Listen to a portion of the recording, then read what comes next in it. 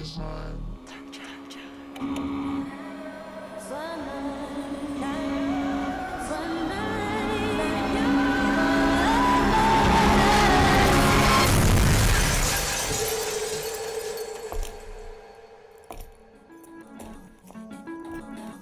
ready? I've been ready. What are we waiting for? The boy is mine. Let's go, Grizz, let's go! Oh, John Moran just broke the rim with that finish. Defense, take that ball! Defense, take that ball! Jared with a rejection. Give me that! Moran digs at it, knocks it away. Picked up by Pippen. Bob, Brandon Clark. Ooh, on that rim!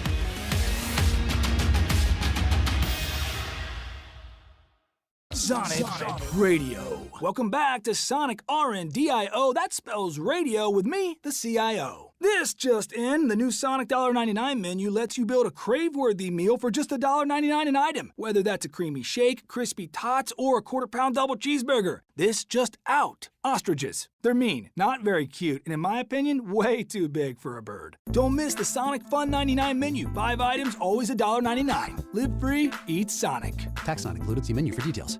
You get to the main event, and you hear the crowd. There's some rumblings in the crowd. Here we go. They say, "We want truth." I love how John Cena said when they were chanting, "We want truth." You can't handle the truth. There you go. I loved it. He takes the knee off, boom. Takes the mask off, boom. And it's our freaking truth. God, man, he cost John Cena the match. Tune in to Grind City Wrestling weekly on the Grind City Media app and on the Grind City Media YouTube channel.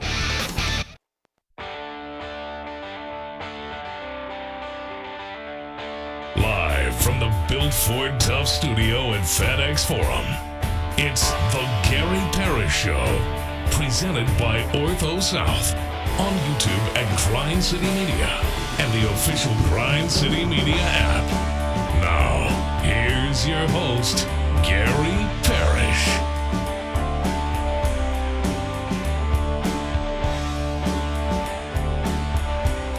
All right, I'm here. My name is Gary Parrish. I'm speaking to you from the Built Ford Tough studio, FedEx Forum, downtown Memphis. Bennett Doyle's right there producing the program. Glad he's with me. Glad you're with me. Hope you're getting through the day best you can.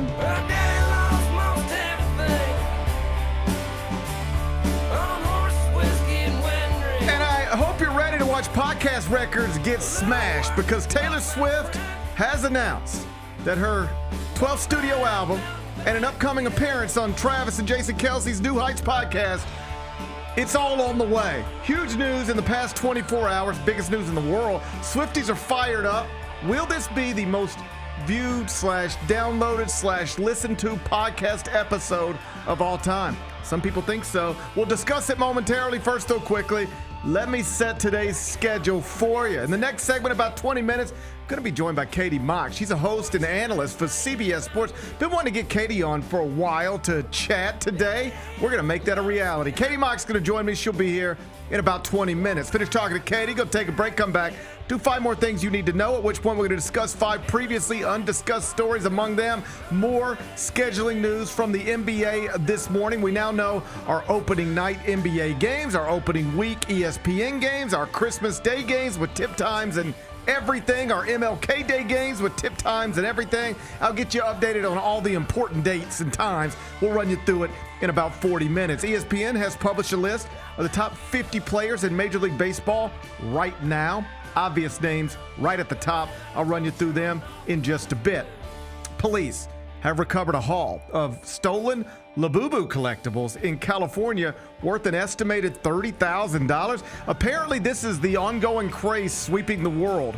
Labubu dolls. I'll ask Bennett if he owns one yet a little later on in the show. Seb Straka, who sits at number 5 of the FedEx Cup playoff standings, has withdrawn from the BMW Championship to deal with a, quote, private family matter. Hopefully nothing too serious. Either way, he should still qualify for the Tour Championship, and he said he intends to play in it next week in Atlanta. I'll tell you everything we know about that.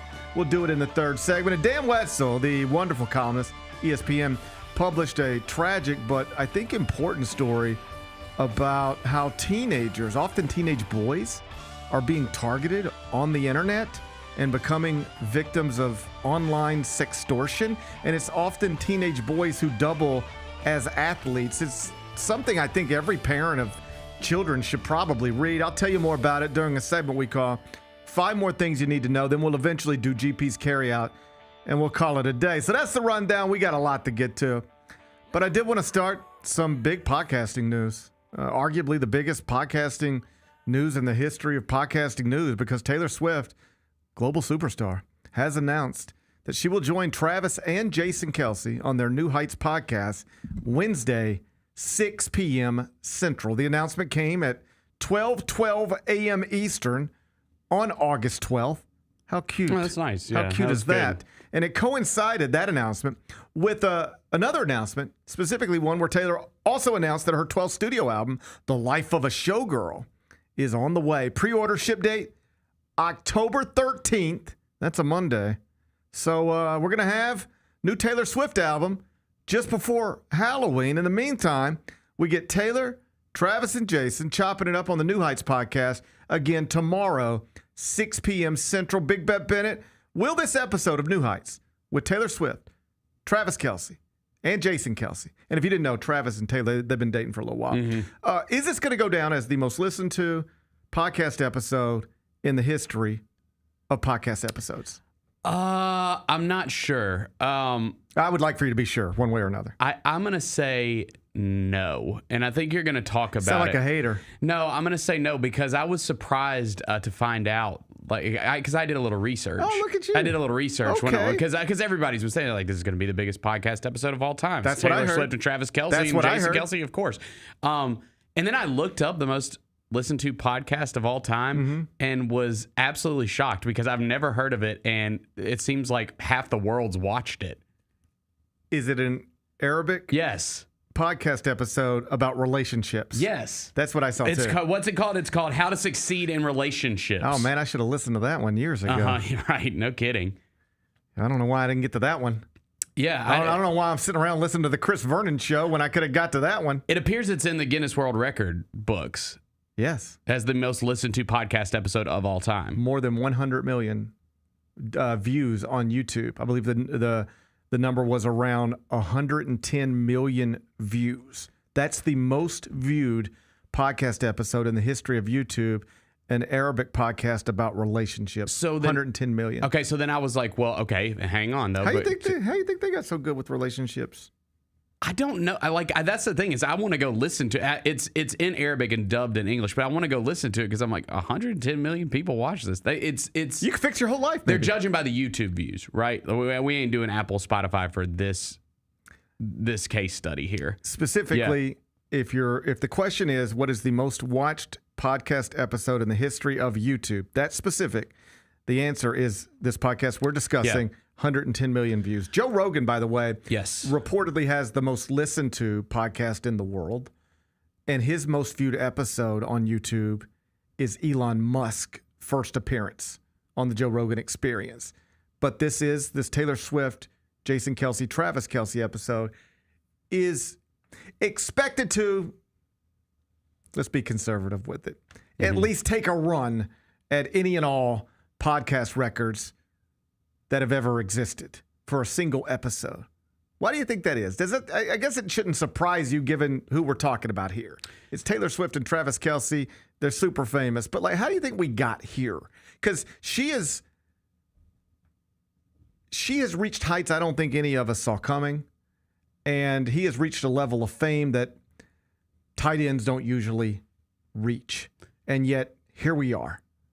It's kind of crazy that we got to this place. It is kind of crazy. I think that the reason that it's got a chance to do this is because it's not like obviously you're going to get all the fans, but I think you're also just going to get people that are curious because everyone's going to talk about it, right? Well, that's the thing. Yeah. You're going to get the Swifties, and then you're going to get the people who are just into celebrity gossip. Yeah. And you'll get the haters. Like you're going to get everybody because everyone's just going to want to be able to give their take on on this. Right? Yeah, I don't have much interest, if I'm being completely honest, of listening to Travis Kelce and Taylor Swift talk to each other in a podcast setting.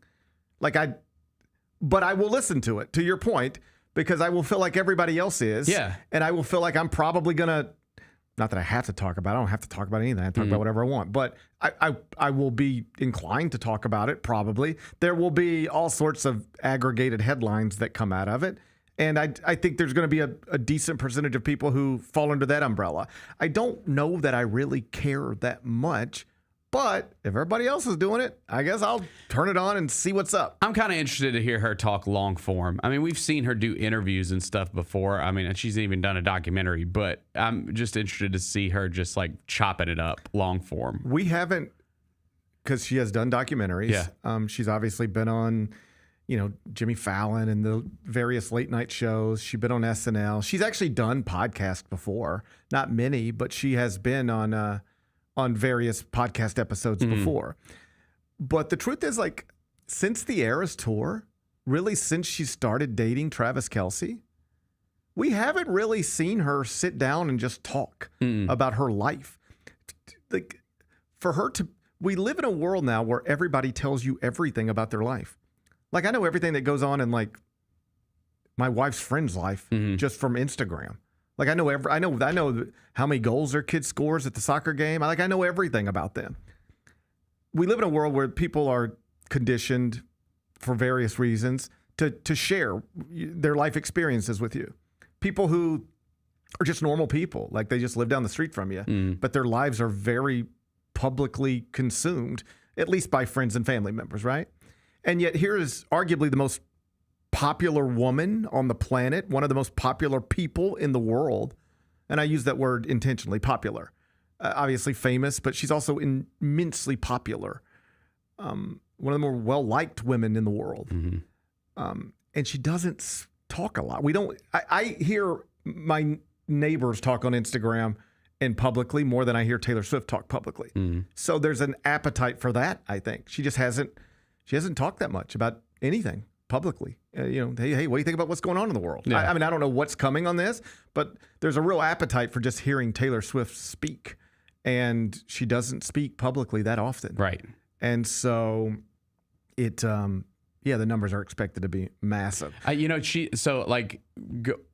10 million people went to the Eras Tour. I didn't go to the Eras Tour. You went to the Eras Tour. My wife went to the Eras Tour. Everybody else I know went to the Eras Tour. I didn't go to the Eras Tour. I wasn't invited. I was invited and I went. So the 10 million people went to that. So you already got 10. We're trying to beat this. What was it? How to succeed in relationships. They got 110 million. Yeah. So we got 10 right there. I mean, we got 10 million easily. We got to get 100. We got to get 100. It's a lot. It's a lot to ask. It's a lot to ask. Yeah. But if anybody could do it, I think so. It could be Taylor Swift, the 35-year-old global icon. Just some bullet point stuff to make sure people understand what we're dealing with here. 14 Grammys, including a record 4 albums of the year. Nobody's done that except for her. She is the highest grossing touring musician of all time. She is the wealthiest female musician of all time with a net worth above $1 billion. She's one of the best-selling music artists of all time, regardless of genre or gender. From March 2023 through December 2024, she was on that Eras Tour that you never saw. I did. That is the most lucrative tour in history. 149 shows, 51 cities, 5 continents. Before the Eras Tour, no tour in the history of music had ever done $1 billion in revenue, right? The Eras Tour did $1 billion, and then it surpassed $2 billion.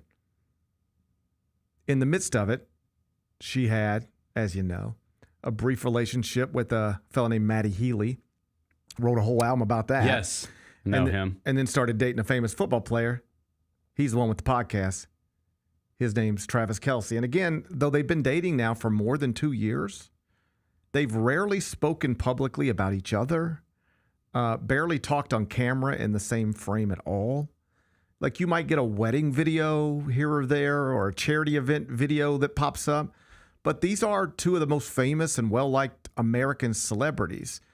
And for better or worse, the world is interested in everything they say and everything they do. And what they're about to do is something that they've never done together before. So, huge numbers, possibly record-setting. Do you realize, think about this, if they would have wanted to just turn this into the biggest money maker that they could, they could have taped an episode, edited down to like 86 minutes of content, leave 34 minutes for commercials, packaged it, and sold it to a network as a 2-hour special. For how much? Oh, man. Yeah, that's a good point. Let me give you some context. Okay. Amazon pays $1 billion a year for 16 Thursday night football games. That's $62.5 million per game. That's what Amazon's paying. All right. Roughly 3 hours for a football game, right? Mm-hmm. They're paying about $62.5 million a game. So let's call it roughly $20 million per hour of content. Could you sell a 2-hour podcast, Travis Kelce and Taylor Swift talking on camera to each other for 86 minutes to fill a 2-hour television window? This is the first time they've ever done this. Could you sell it for $40 million to a network? I think so. Probably. Yeah. Probably. Even if it didn't return on investment, I think that that a network would say we could. Yeah. If you announced right now we could turn this into something this massive. Isn't going to be on YouTube tomorrow at 7:00 Eastern. It's going to be on CBS tomorrow at 8:00 Eastern. Mm-hmm. It would be like this time of year. Come on. It would be the most watched thing on television all week, and one of the most watched things on television all year. It just would be. Yes. It just would be. I think so too. They should have consulted with me. They should have thought about this. I could have got them extra. They probably don't need the money. It doesn't. There's no evidence that they're hurting for money. I think they'll be fine. There's no evidence that they're hurting for anything. Yeah. But I think I could have squeezed an extra $40 million out of it. I don't think so. I think I could have maybe squeezed an extra $40 million. Either way, I'm excited. I don't know if I'm excited, but I'm excited. When does it drop again? 6:00 tomorrow. Okay. The New Heights podcast with Taylor Swift, Travis Kelce, and Jason Kelce. I don't know that I'm excited, but I'm excited that people are excited. I am excited. I will listen. I will listen. Yeah. I'll listen. We'll turn it on. I'll have a new podcast episode to be excited about. I like having anything to be excited about. Yeah. We talk about this all the time. I like to put stuff on calendars. Mm-hmm. I like to have things to look forward to. Mm-hmm. Could be something as simple as a television show. Could be something as complicated as a vacation. I just like to have things to look forward to. Yeah, me and too. now we got something. Thanks to Taylor Swift. The announcement came at 12:12 Eastern on August 12th. Isn't that interesting? Isn't that cute? She's pretty good at that. She does that. She does That's her that. thing. That is her the thing. numbers. That's that's a thing. I gather that's her thing. Yeah. I gather that's her thing. I'm not very good with numbers, so I don't. But she's good at that. So. Numbers and state capitals, man. Those are right. That's your Achilles, I think. Yes. Numbers and state capitals. But Taylor, I don't know how she is on state capitals, but she's great with numbers. And so her 12th studio album was announced at 12/12 on August 12th, and it's coming just before Halloween. In the meantime, we get a big podcast episode, 6:00 Central on Wednesday. Katie Mox will join me next. Going through the draft process the first time, they give you the answers to the test. Like, this is what you need to work on. This is what you do well. They told you. Yeah, like they tell you. Here's what, if you want to get drafted, here's what needs to happen. Yeah, they tell you. So it's like, if you're not listening, it'll go right over your head. But for me, I made sure to soak up all information and everything possible so I can give myself the best shot. The Chris Vernon Show, live on weekdays at noon on YouTube at Grind City Media and the official Grind City Media app. Let's face it, there's a lot of trash talk in basketball, but the great teams let their performance do the talking. Like Ford F-150 with Pro Power on board.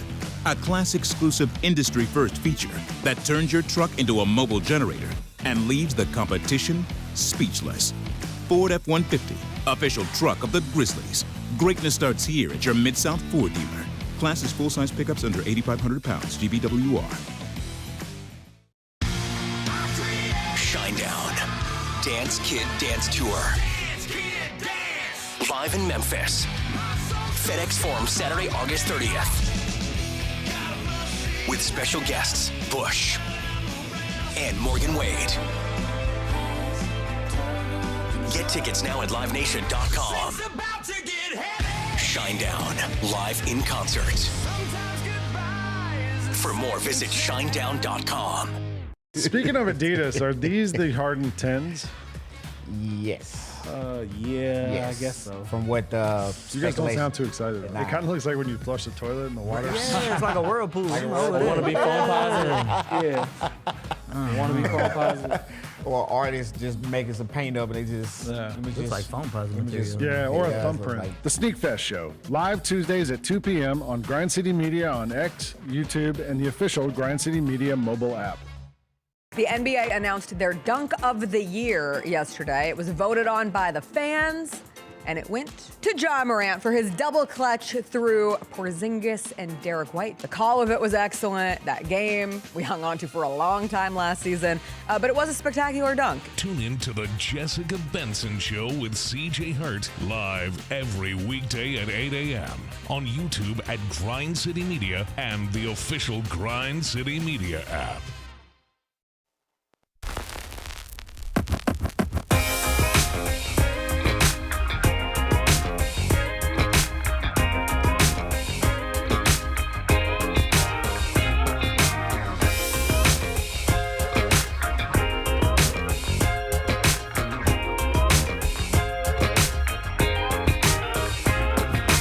Welcome back, Gary Parrish Show, presented by Ortho South. We're inside the Bill Ford Tough studio. Some more NBA scheduling news announced this morning. We got MLK Day games, tip times, all of that. I'll run you through it in the next segment. But right now, Katie Mox is a host and analyst for CBS Sports, who I've enjoyed getting to work with over the past few years. Like I said earlier, I've been meaning to get her on for a while. Today, we make it a reality. Katie Mox joins me now. Katie, it's GP. How you doing on this, I guess it's Tuesday?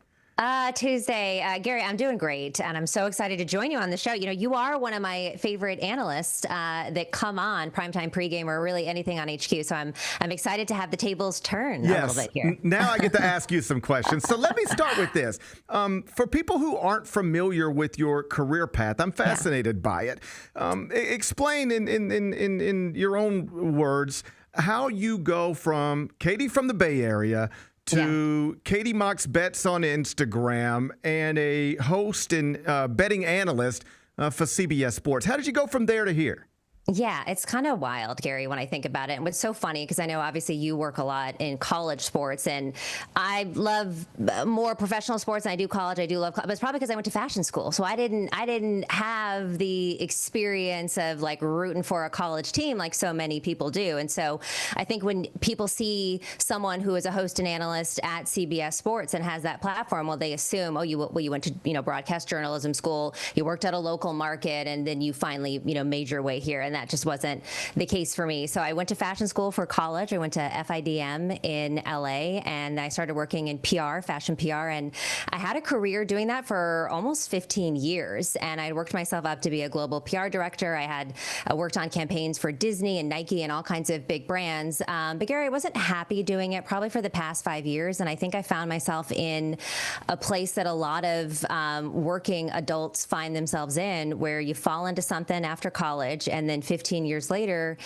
you've worked yourself up to a certain level, you're making a certain amount of money, and you're comfortable, but you don't feel fulfilled, you don't feel happy. And I was always a huge sports fan, big 49ers fan, was a season ticket holder with my dad and my two brothers for many years, and would fly up from LA to the Bay Area to go to every home game that I could.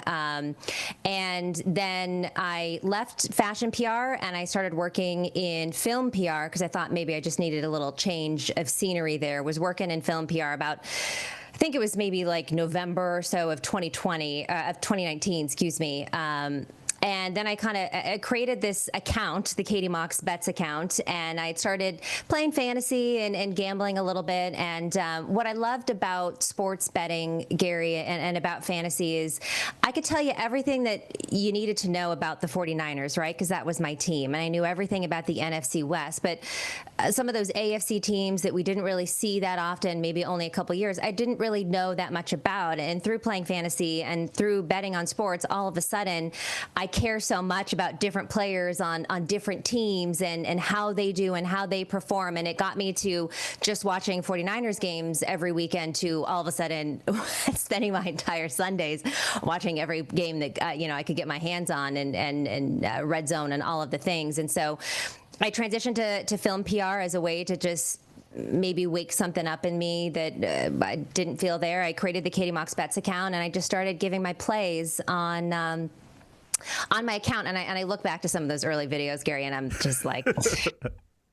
I mean, so cringe, right? But I just did it, and it was a creative outlet for myself, and it was a way to kind of get myself involved in something I was passionate about, which was sports. And I knew that sports betting was going to blow up at some point because it had just been legalized from a constitutional level, from a federal level, and it was up to the states now to legalize it. And I could see that was happening. I thought, okay, well, if you want to work in sports and you're this late in the game, right, 15 years of not doing it, you're not going to compete with Aaron Andrews or Krista Thompson or any of those people, but sports betting is new. And if you just keep going, maybe there will be an opportunity for you. So that's basically what I did. Ended up getting laid off from my job in July of 2020. Movies were no longer coming out in theaters, so there was no need for PR and marketing to support those campaigns. And so I thought to myself, Gary, I said, you know what? Let's go for it. Like, let's do it. You got the federal unemployment, which was more than, you were getting otherwise. I had a couple clients that I kept on just as like a freelance basis, and I did it. And it was mostly just kind of fake it till you make it. And I said, okay, I looked at my LinkedIn and I looked at my resume, and it was all heavily PR focused. So had to get rid of all that because nobody wants to hire a publicist as an on-air betting analyst. And so I just kind of made it geared towards sports betting and a host and a content creator. And then I started pitching myself out. I spent so much time Googling sports betting content creator, sports host, these things. And I got a lot of, I wouldn't say a lot of opportunities, but I did get kind of my toe in the door. But most of these people said, hey, we really like you. We think you're talented, but you just don't have the experience. And it was that catch-22 where you're like, well, how can I get experience if nobody gives it to me? So I created a reel for myself, and I did some smaller things. I'd worked with this digital media company called The Game Day and hosted Instagram Lives for them, and then got my own show with them, digital show called Ride with Katie, which was really fun, Gary, because basically every weekend we would go to a different game, and it was a lot of college football games at that point, some NFL games, and I just tailgate with people, party with them, figure out what they're betting on, and then you'd follow me into the game and watch me sweat out the bets that I had made. So that was really fun. And then I got my first opportunity with MSG Networks and was there for a year, and then got the job at CBS the very next year. And I've been here now for August 22nd. It will be 3 years with CBS, and it's just so crazy to think from my living room bets with a tripod, and bloopers and all of those things, to now I host a show 5 times a week on CBS Sports HQ called Primetime Pregame, and I was a part of the NFL pregame show called Tops for the last couple of years. So it's been a wild ride, but to be fair, I'm quite proud of myself. And you should be. And I think that story can be helpful for like lots of people, because I meet folks all the time who very similarly, like they hit a place in their career where they're doing well and everything's fine, but it's not fulfilling. It's not what they want. And they get scared to try to make a move. And yet here's a story where you said, I'm jumping both feet in, and now here you are. And like you, I also have cringy early videos. I think any of us that talk on camera do. But I will say, like, among the most impressive things about you is you got very comfortable very quickly. Thank you. I don't think anybody could watch you on camera and think that you've only been doing this type of work for a few years. It takes people typically much longer to get as comfortable as you got very quickly. So I appreciate that. Yeah. Thank you so much. And I think it actually comes from a place of loving sports and actually being a sports fan. So I feel like my approach to being a sports anchor, or, because I didn't grow up in the system, right? The system of broadcast journalism school and doing news and all of those things. I was a fan and a little degenerate that was going off of vibes. And then I got smart smarter. You know what I mean? So, but I still carry that with me, and I do think that is kind of a part of like the new media. And Gary, I think that you do so well too. Like you love what you're talking about, and you know it, and you talk about it from a place of passion, and that's always going to translate. Talking to Katie Mox from CBS Sports. She's on X at Katie Mox. That's at Katie Mox. I think it's interesting that you recognize specifically there may be a space for you in the betting landscape. And obviously, in recent years, it has just ballooned into it dominates everything, all conversations. Yeah. Along with that comes scandals and controversies. We've seen Malik Beasley, Jonte Porter, Terry Rozier, these names connected to it, college scandals in various sports.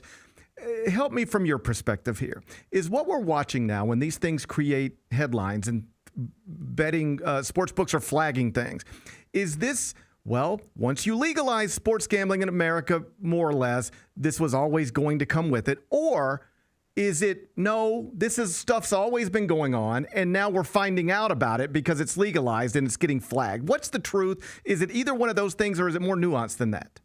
I think it's always been around. I mean, we had referees throwing games for bookies in the NBA well before, any of this was legalized. And there was those two kids, I believe it was at Arizona State, that were throwing games too for sports betting. So this kind of stuff was happening. I think that, but it's sports betting or gambling can be considered a vice. There's a responsible way to do things, and there's an irresponsible way to do things. And that goes the same with like drinking or doing anything else that is legalized that would be considered a vice. And unfortunately, you're always going to have some people that aren't able to do it the right way or do it in a responsible way. And certainly there are a lot of factors at play. And I think that the teams are doing a good job of trying to keep players out of it, and that like you can't bet obviously on your sport, or anything remotely near it, and you can't place bets in the facility. And if people are breaking those rules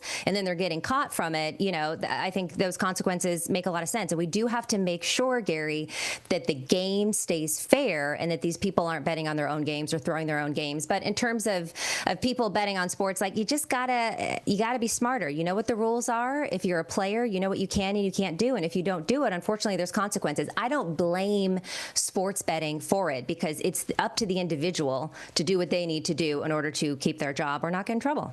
Obviously, football is back now, but it's preseason football. They put numbers on these games. People wager on them coast to coast. Is there a proper approach, a sensible approach to gambling on preseason NFL games? Yeah, don't do it. I mean, here's the thing. It's like you don't know who's playing, right? The starters usually don't start playing until the end of it. You don't know how long they're going to be in.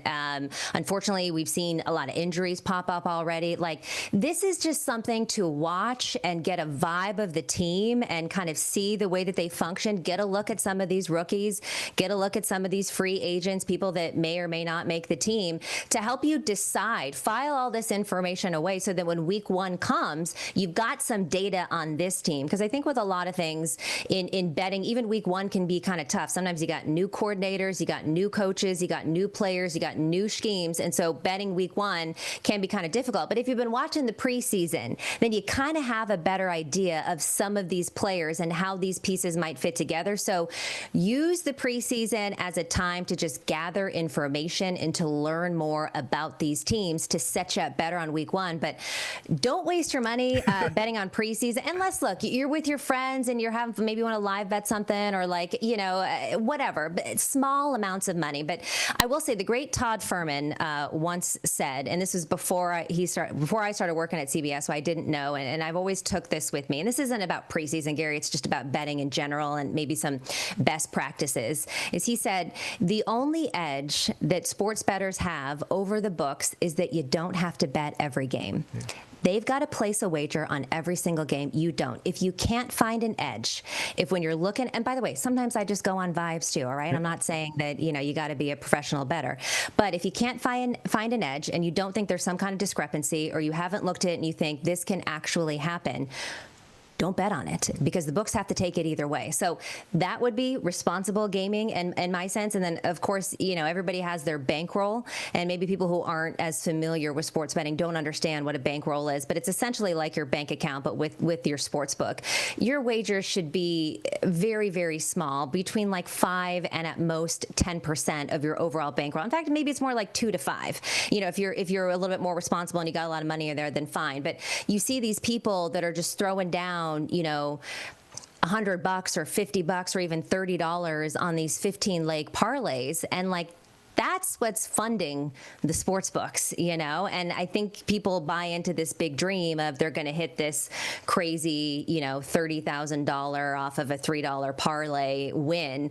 And the sports books do a very good job, of course, of when those happen, very few and far between. You got to think millions of people are betting every single weekend, and maybe one of those hits, pushing that out on social, and then people think that that's what's going to win. But just be smart about it, like whatever your unit size is that is responsible to you, then bet that, and try not to get into too many of those big parlays or preseason or any of that stuff. Sticking in the NFL, it is not often that a rookie fifth-round pick becomes A-block material in the preseason for the NFL, but here we are with Shedeur Sanders. He looked the part, did his job on Friday night when he got that first start in Cleveland's opening exhibition.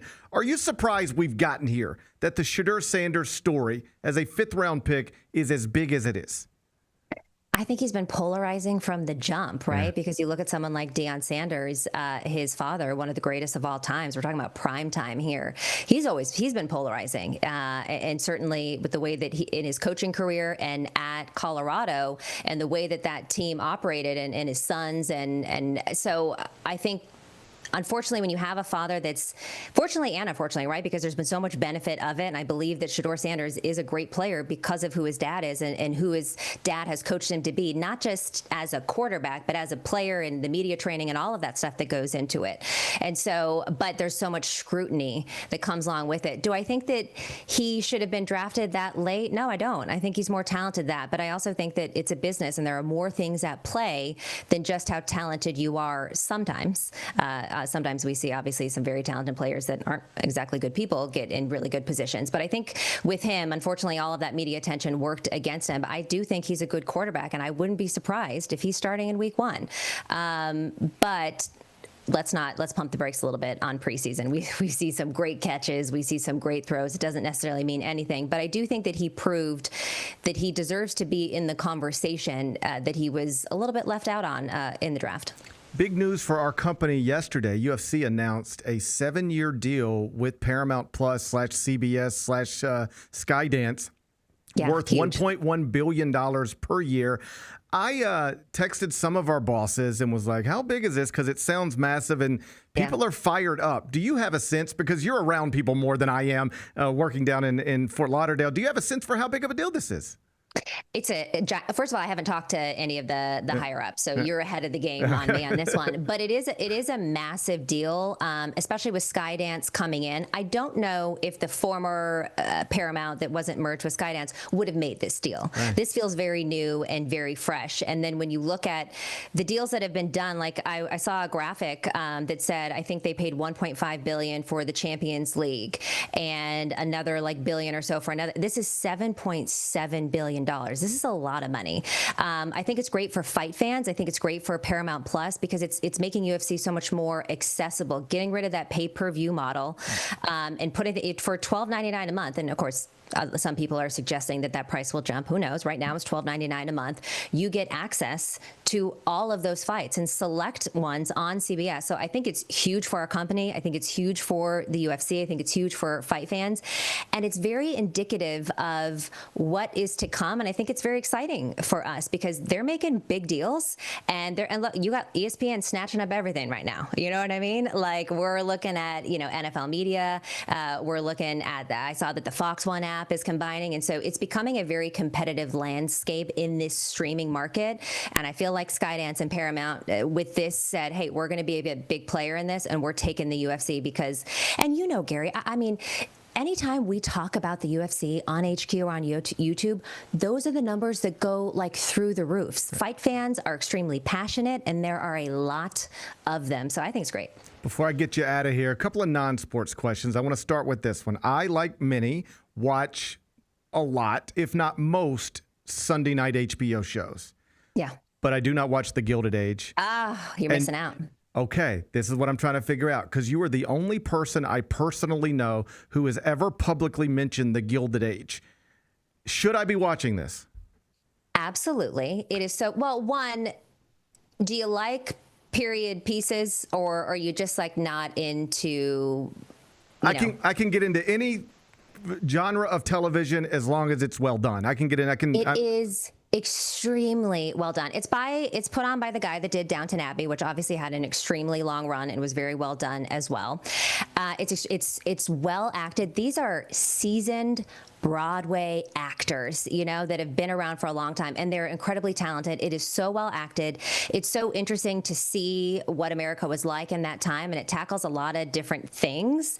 And it's not just like the rich white perspective. It also shows, African Americans at that time living in New York, and kind of how the different societies ran. And it's got the drama. It's well acted. Oh my God, I'm obsessed with it. And by the way, HBO does everything good, right? So if there's a popular show on HBO, Gary, it's good. Trust me on this one. You'll love it. Okay, I'm going to put it on the list. And last thing before I get you out of here, and I appreciate your time. Anybody who follows you on Instagram, that's at Katie Mox Bets, knows that you got a beautiful little girl dog named Edith, and also that buddy, she puts you through it. And I've been there with aging dogs, and it is you have the sweetest moments, but it wears on your heart. It can wear on your bank account. So just how's Edith doing, and how are you handling that situation? Thank you. I know, Gary, I feel like we talked about this last year when she was hospitalized. So I have a special needs dog, and she'll be 16 on September 3rd, and she's got a lot of autoimmune issues. She's got IBD, which is inflammable bowel disease. She's got NG, which is some kind of autoimmune disease with her eyes. She had a couple years ago, IMT, which was a blood disorder where she lost all of her blood platelets. So she gives me a run for my money, but I'm so grateful that she's mine, and that I am able to take care of her. And it's so funny to think about, because I don't have children, and there are people who love animals, and there are people who don't think that animals are like children. But she's going to be 16, Gary, in like a couple weeks here. I basically have a sophomore in high school who's about to drive, and so her little body just doesn't work as well as it should, but she's never had anything terminal. It's a lot of autoimmune issues that kind of, her body just attacks herself here and there, but she's such a sassy little thing, and you can't keep a good dog down, because for the last 3 years, I thought there was at least one time where maybe she was going to leave me, but she's the bounce back queen. That's awesome. Well, it's good to hear. I know it's a roller coaster for you, but I'm glad to hear that there's good days mixed in with the not so good ones as well. That's Katie Mox from CBS Sports, host, analyst. You can follow her on X at Katie Mox. She is on Instagram at Katie Mox Bets. That's at Katie Mox Bets. You're the best. I appreciate you being here. Thank you so I'll much. catch up with you real soon. And if we talk in reverse ways next time, I'll put a tie on for you, I promise. Okay. I'll wear something else as well. There we go. All right. I'll see you. Bye, Katie. Bye. That's Katie Mox from CBS Sports. Just terrific. She's on Instagram at Katie Mox Bets. At Katie Mox Bets. Do you watch The Gilded Age, Bennett? I don't, but I've heard good things, and that's up my alley for sure. Yeah. As a history major, I love shit like that. I know you're a history major. Yeah. I know you're a history major. I know a little bit about the Gilded Age. I know you do. I can tell you off air. I assumed you did. Yeah. I guess we lost. I lose track of the order in which we're doing these things, but we lost the White Lotus, and then we had the Mortician documentary on Sunday nights, and that ate up 3 weeks. That was pretty good. And then we got into a time frame where it was like, man, I wish something was on Sunday nights on HBO. I like having something to look forward to on Sunday nights on HBO. And they were like, well, The Gilded Age got new episodes. And I was like, but who watches The Gilded Age? And I had never heard another human, like somebody I actually know. I ain't talking about the bots. Yeah. I'm talking about another actual human mention anything about The Gilded Age. It was like this thing that happened on HBO, but nobody was talking about it. And then I saw Katie on Instagram the other night. She watched the season finale, season 2. Okay. And she seemed to love it. So I was like, I got to pick her brain on the Gilded Age. Well, I respect her opinion I'm because gonna have to respect her opinion. she worked in She knows. PR, She the worked film in- industry, she so worked in she film and knows a little television. bit about good TV and film. So also, there is a huge show coming on tonight. Are you familiar? Alien Earth. I don't know what's going on. Alien Earth. This is the. Those are just 2 words. That's not a show. That's just 2 words. You're put together. familiar with the Alien franchise. I know about Alien. Well, this is the first ever series centered around that franchise. Oh, wow. I believe it's on Hulu. I believe it's on Hulu tonight. Tonight, first episode drops. Season 1, episode 1? One of my favorite franchises of all time. How many Alien movies did we end up doing? We did, let's see, we did the first one, then James Cameron did Aliens, then we did Alien 3, then Resurrection, then we did like 2 Alien versus Predator movies, then Ridley Scott did 2 prequels. All right, I'm sorry I asked. Yeah, I think we had at least 8 movies. We had at least 8 movies. Well, I was thinking about catching up, but like, and then the Predator series ties into it a little bit. Oh, Those God. worlds kind of interconnect a little bit. That's too in much. some of the movies. That's too much for me. You just clocked me out of that one. It's great. I don't know if I can do it. I can't wait. I wore the shirt today. Oh man, I'm you are so fired excited. up. Okay. Yeah, let's go. Okay, I'm gonna put that in the TV thing then. It's gonna be good. I mean, I hope it's gonna be good. Oh, and we had the new one last year, Romeo. So yeah, I think we're clocked at like nine Alien movies. Yeah. That's too much. Yeah, that's too much for me. I was thinking about getting caught up, and then you just overwhelmed me. I could tell you which ones you don't have to watch. All of them. No, there's really like 5 you need to see, and you'll be good. I don't have that kind of time. Okay. I don't have that kind of time. I just finished the WWE documentary on Netflix. You think I got time for this? Now we got to get in the Gilded Age. Now I got to get on the Gilded Age. You trying to make me watch you trying to watch me a bunch of Alien movies? I will get on the Gilded Age. I'll get on the Gilded Age. Could you imagine us coming in here and talking about the Gilded Age? Like, seriously? I can imagine us coming in here and talking about anything. Yeah. I think anything. I just wonder if that might be a bridge too far for us. Like we'll I don't know how much the people can relate to that one. Well, we'll see. Well, we're going to find out. We're going to find out. We will find out soon. All right.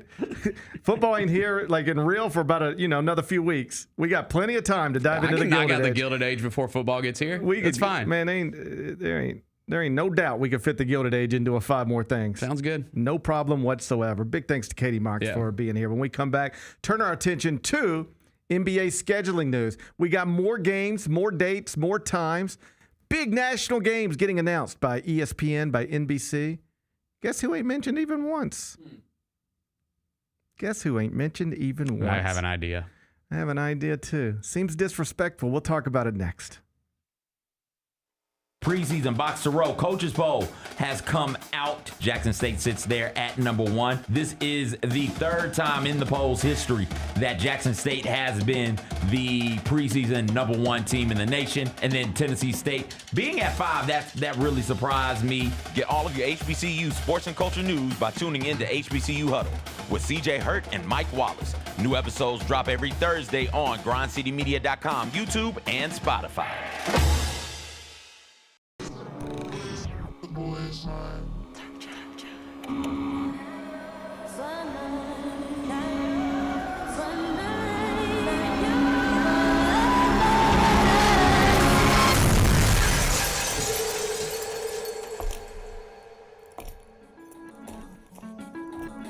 You ready? I've been ready. What are we waiting for? Let's go, Grizz,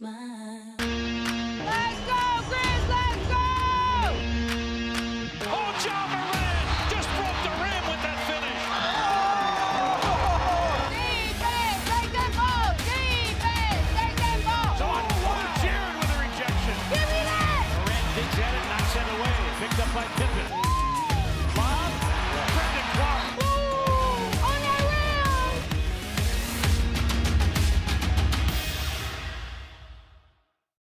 Catch us if you can at Southland Casino Hotel and win your share of up to $1.8 million in free play and prizes. Join us for drawings every Saturday in May, June, and July.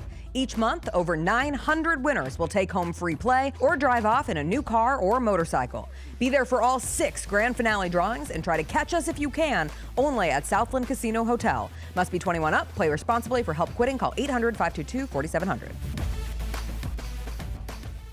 The NBA announced their dunk of the year yesterday. It was voted on by the fans, and it went to Ja Morant for his double clutch through Porzingis and Derek White. The call of it was excellent. That game we hung on to for a long time last season, but it was a spectacular dunk. Tune in to the Jessica Benson Show with CJ Hurt live every weekday at 8 a.m.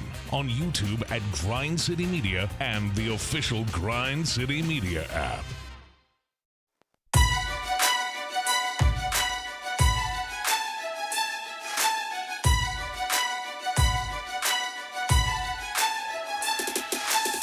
Orthopedic injuries can be unpredictable, unforeseen, and unscheduled, and Ortho South understands this better than anyone. Since your injuries don't make appointments, you don't need to either. And that's because Ortho South welcomes walk-ins during the weekdays and the evenings, and even on Saturdays. So next time an unforeseen injury makes an unscheduled appearance in your life, visit orthosouth.org to find your nearest urgent care location. Just walk in and Ortho South to take care of everything, especially you. Learn more. orthosouth.org. That's orthosouth at orthosouth.org now. I got 5 more things you need to know. Number 1. We got more scheduling news from the NBA. Oh, it's starting to leak out. Big Bet Bennett. All right. It feels like a album rollout, except it's NBA scheduling news rollout. I don't think Push and Malice could have done it this well. So, here's the latest news. We have our opening week ESPN games. We had already known our opening night NBC games. We knew that already, right? Mm-hmm. Did we know that already? Yes, we knew that already. Okay. Tuesday, October 22nd, Houston Rockets at the Oklahoma City Thunder, where Kevin Durant, Thunder legend, has to watch a banner get raised inside the Paycom Center. That makes sense. It's great. That one makes sense. Yeah, it's great. Do you see somebody trying to give it to KD a little bit on Twitter?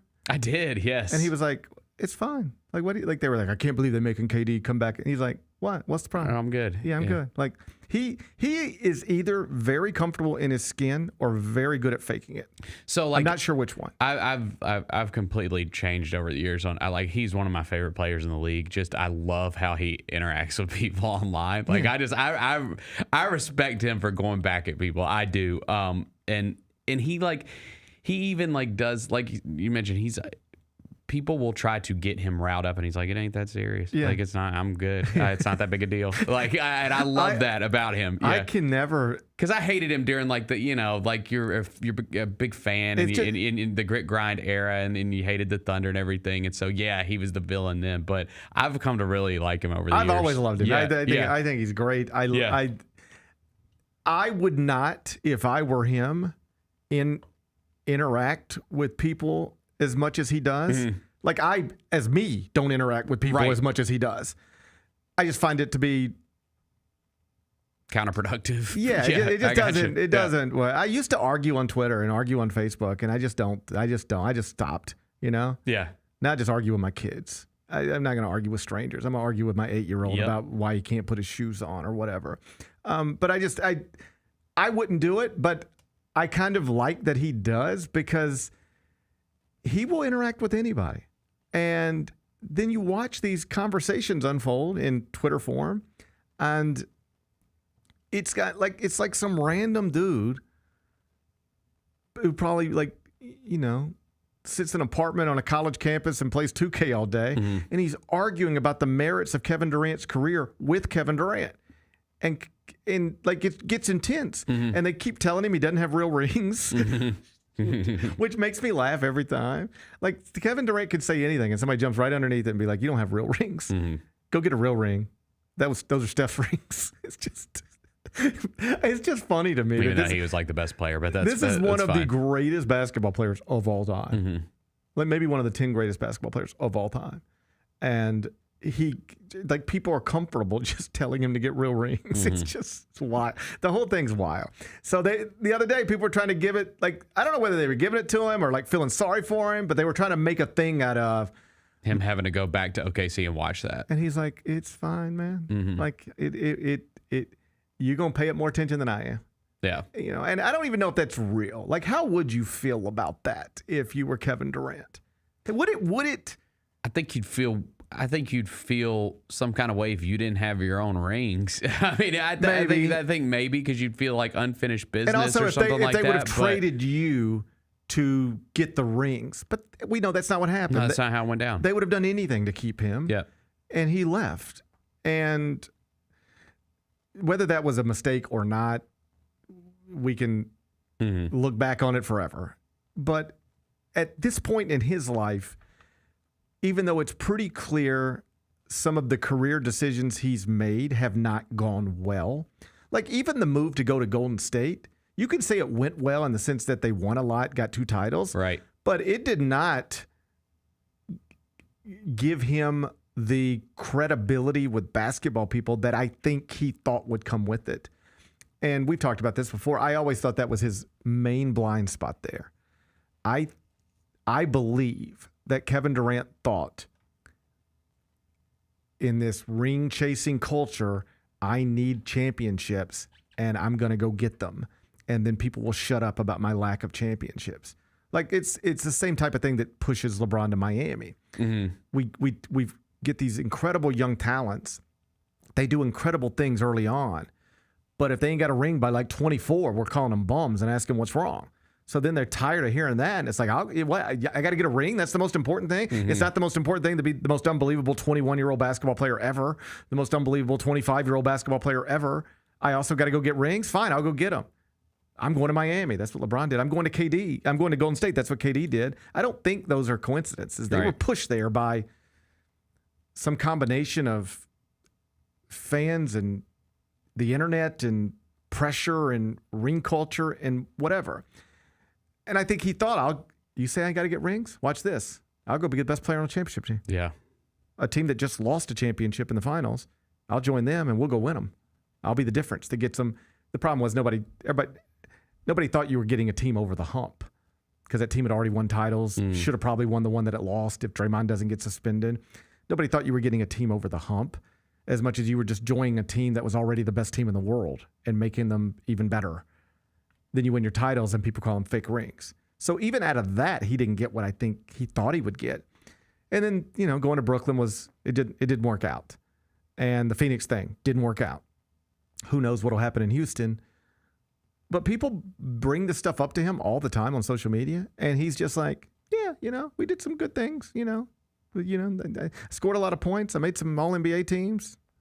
He seems he's either faking it or he has gotten to a place where he's actually comfortable with it. I'm not sure what the truth is. Either way, he will be at the Paycom Center on opening night. We've known that for a while. Rockets at Oklahoma City. That'll be followed by Golden State at the Lakers. The news is that we got opening week games on ESPN. So opening night's going to be on NBC. That'll be that Tuesday, October 22nd, doubleheader. Next night on ESPN, another doubleheader. Cleveland at New York, followed by San Antonio at Dallas. 2 Texas franchises, 2 former number 1 overall picks. Victor Wembanyama on one side, Cooper Flagg on the other. Not hard to figure out why that's there. Following night, third night of the season, Thursday, October 23rd, Oklahoma City back in action after getting Wednesday off. They are at Indiana. That's a finals look back. No Tyrese Halliburton, of course. And then Denver at Golden State will be the nightcap in that Thursday night doubleheader. We've got Christmas Day games. We've known that for a while. We now have the times. Cleveland at New York will be at 11 a.m. Central. San Antonio at Oklahoma City, 1:30 p.m. Central. Dallas at Golden State, 4 p.m. Central. Houston at the Lakers, 7 p.m. Central. Minnesota at Denver, 9:30 p.m. Central. And now we have the MLK Day games and tip times. There's going to be 4 games on MLK Day. Noon Central, Bucks at Hawks. That'll be on Peacock. 1:30 Central, Thunder at Cavs. That'll be on NBC. 4 o'clock Central, Mavericks Knicks at the Garden, NBC. 7 o'clock Central, Celtics at Pistons on NBC. Of everything I just read to you, opening night, the opening week ESPN games. So we got Tuesday night games, Wednesday night games, Thursday night games in the opening week, all nationally televised. So 3 sets of games. Then we got our Christmas Day games and our MLK Day game. So 5 different days of high-profile games. 1, 2, 3, 4, 5, 6, 7, 8, 9, 10, 11, 12, 13, 14, total of 15 games in these 5 dates. 12 different franchises represented. Rockets, Thunder, Warriors, Lakers, Cavs, Knicks, Spurs, Mavericks, Pacers, Nuggets, Timberwolves, Bucks. No Grizzlies. Disrespectful. It feels disrespectful. I mean, the what it tells me first and foremost is that the TV networks do not think the Grizzlies are going to be good this year. Because that's all. Every team that's on there is a team that you can tell that they're assuming is going to be good this year. Pacers? How good are the Pacers going to be? We'll see with Lose that Miles Halliburton. Turner, But lose you were in the Halliburton. finals, so you get one, right? Yeah. You're just in the finals, so you get a game. So yeah, that schedule right there tells me the TV networks don't think the Grizzlies are going to be good, and so they want to stay away. Because I don't see how you could underestimate I mean, you see what's happening with Ja this summer. I think it's threefold. And his star power. Yeah. Like you would think that the networks would say, especially, NBC, where they're starting this whole thing again. You want to kind of get that next wave of stars, right? Here's what I would assume. Well, we know they can't play on MLK Day because they're going to be overseas. They're in Europe, all right? But in theory, they could have been given an opening night game. They never were going to be. But in theory, they could. I mean, they can do whatever they want. So in theory, you could have had an opening night game, but they were never going to get that. That's always going to be Steph, LeBron, the reigning champs, KD. Like, that's what we got. It's Kevin Durant, Steph Curry, LeBron James, and the reigning champs. That's where we're at. Yep. That's opening night. Opening week, you could have got those games, but they didn't. Could have been on Christmas. Not. Can't be on MLK Day. I think it's threefold, the explanation. One is the team is projected to finish like 10th in the West in the betting markets, right? So like in the betting markets right now, the Grizzlies are expected to be a play-in team. That's part of it. Most of these teams are going to be projected to finish higher in conference standings than where the Grizzlies are projected to finish. I think the other thing is market size. Memphis is still Memphis. And that's not a deal breaker out of hand because Oklahoma City is getting multiple games on these important days. Sure. But they're the reigning champs with the MVP, with the scoring champ. So I think how good is the team going to be? Probably a factor that works against the Grizzlies. Market size, definitely a factor that works against the Grizzlies. And then here's the truth. Yeah, we would love to put Ja Morant on TV. We're not sure he'll be available. That's why if I were a television executive and I was just watching this Ja Morant stuff and studying the Ja Morant data and recognizing that it is this guy that the kids watch on their iPads more than anybody else. It is this guy that is the most popular in terms of highlights and that stuff. I would say, okay, we can't get him on opening night because that's KD, that's LeBron, that's Steph, right? That's the reigning champs. But we can get him on that Wednesday or Thursday. Let's assume Ja Morant will be healthy to start the season. Yeah. And let's put him on that opening night and see if we can get some big highlight that goes viral on the not opening night, but the opening week. Let's let the Grizzlies open on Wednesday, October 22nd, and put them inside FedEx Forum on ESPN against somebody. Or put them in the Garden. How about instead of Cleveland at New York, it's going to be Grizzlies at Knicks to open the Grizzlies and Knicks season on Wednesday, October 22nd. And you got Ja Morant in Madison Square Garden. That's the type of thing I would have been trying to look at. I think so too. But if you're wondering why the Grizzlies got left out of all this stuff, again, I think it's probably threefold. One, the team isn't expected to be great. Two, market size. Three, yes, you have one of the most marketable stars in the league, but he doesn't play basketball consistently. That's just a fact. Yeah. Or at least he hasn't played basketball consistently lately. And when you were scheduling these games, like, let's just be honest. If you're ESPN or NBC, you might want the Grizzlies with Ja Morant. You definitely don't want the Grizzlies without Ja Morant. You just don't. And that's true. And over the past 2 years, he's missed as much as he's played.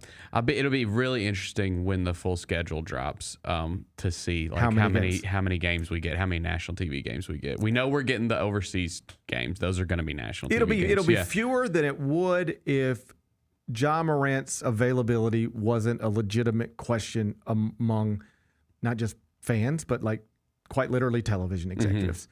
If you could promise television executives, you can throw the Grizzlies on ESPN or NBC on these specific dates, and I can promise you Ja Morant will play on those dates, they would have more games on national TV. But his lack of availability recently has probably led to some network executives saying, yeah, we'd love to have Ja Morant on TV, but you know what we'd hate? To have the Grizzlies on TV, to have the 9th place Grizzlies on TV in February with no Ja Morant. I mean, it's the same reason that you don't see the Pelicans on any of this. There you go. Like Zion's still a huge name. I think Ja has definitely surpassed him without question. But it's the same thing. Yeah. Market size and will Zion be available? Yeah. So that's the NBA scheduling news of the morning. We should get a full schedule. All that stuff's coming soon. Yeah. Soon. But if you're looking for high profile dates in the NBA calendar, nationally televised games that have been announced so far, 5 different dates, 15 different games, 12 different teams, none of them Memphis Grizzlies. Number 2. ESPN has put together a list of the best 50 baseball players in MLB right now. That's the way they defined it, right now. Okay. Who are the best 50 players in Major League Baseball right now? Oh, okay. I thought you were about to ask me. Well, not all 50. Name the list. Just guess who's number 1. Can you Shohei Ohtani's clearly number 1. Shohei Ohtani comes in at number 2. What? He's the dude. He's like the best baseball player of all time. What are we talking about? There is another guy who is on a historic run. He wins MVPs, and then he has better seasons and wins more MVPs, and then he just has another great season. All rise. I like Aaron Judge. He's awesome. He is awesome. He is not better than Shohei Ohtani. They're both they're 1 and 2 clearly. I know. This is one of those where the list starts at 3. Yeah. We can start arguing at 3. Let's put Aaron Judge on the mound. How about that? I don't then we can do the argument. I mean, there's all these different I know. Crazy just stats connected to Shohei. The only person to have ever done this and this and this, it was Babe Ruth. Mm-hmm. But now it's Shohei Ohtani, and he's blowing Babe Ruth out of the water with some of this stuff. Yeah, okay. You could argue that either way, but ESPN went Aaron Judge over Shohei Ohtani. Who do you think's third? The guy who's third is awesome, and he's now on a great team, but I don't know if just casual sports fans even know him, even though he's won a Cy Young and he plays for an awesome team. He's won a Cy Young. And Tarek Skubal. I have, yeah. Detroit, he starts for Detroit. I know him, but no. Yeah, he just won the Cy Young last year. He's having another great season. Here's what ESPN wrote about him. After winning the Cy Young Award last season, Skubal has gotten better in 2025. Higher strikeout rate, lower walk rate, lower batting average allowed, and pitching slightly deeper into his games. So he won AL Cy Young last year, and he's even better this year. Yeah.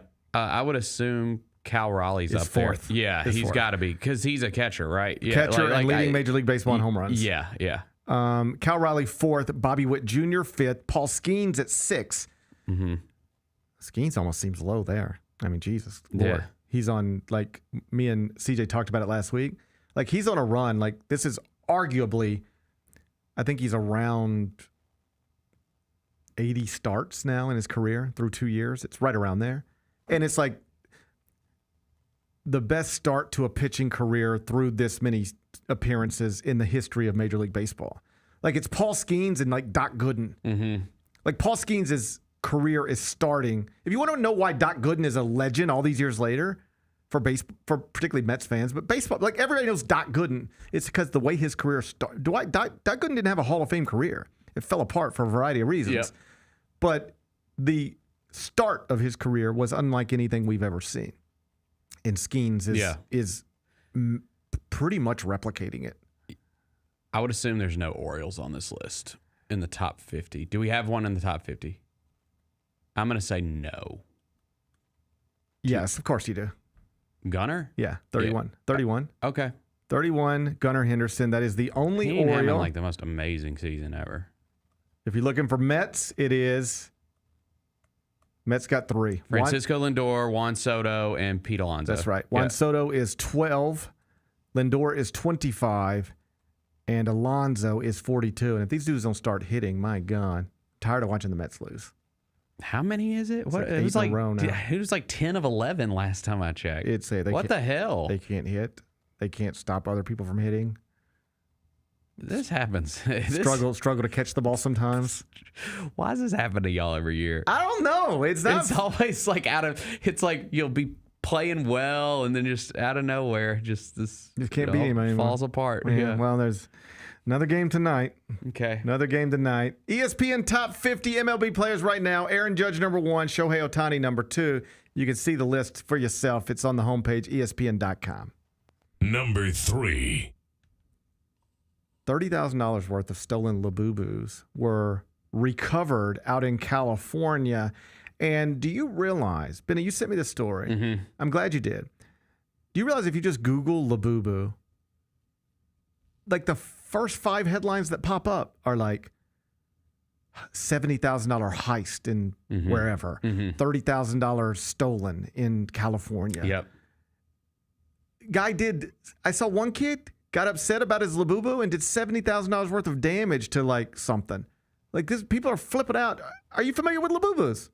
What do you know about a Labubu? I'm very familiar. Tell me about a Labubu, yeah. And then I'm going to tell you what I know about Labubus. So my wife, this is like a couple weeks ago, was like, I want a Labubu, and Noah wants a Labubu. I was like, what the hell's a Labubu? Okay. So you heard the word Labubu for the first time last week? Maybe like 2 weeks ago or something like that. Okay, me too. I was like, what the hell's a Labubu? That's the same thing I said. What the hell is a Labubu? Okay, so it is this, I think it's a Japanese designer that created these dolls, I'm pretty sure. And they're like little, they look like, If by Japanese you mean Hong Kong. Oh, my bad. I didn't, again, I don't know all the details about Labubus. Apologies. A Hong Kong illustrator. Okay. Is the creator of the Labubu. Okay. There's a difference between Hong Kong and Japan. Apologies Maybe to you should China. look I'm that. sorry. Maybe you should look Apologies that up. to China. I'm still learning about Apologize to Hong Kong specifically. I apologize to Hong Kong. I've always wanted to visit, and we'll try to one day. Okay. You don't have to take it too far.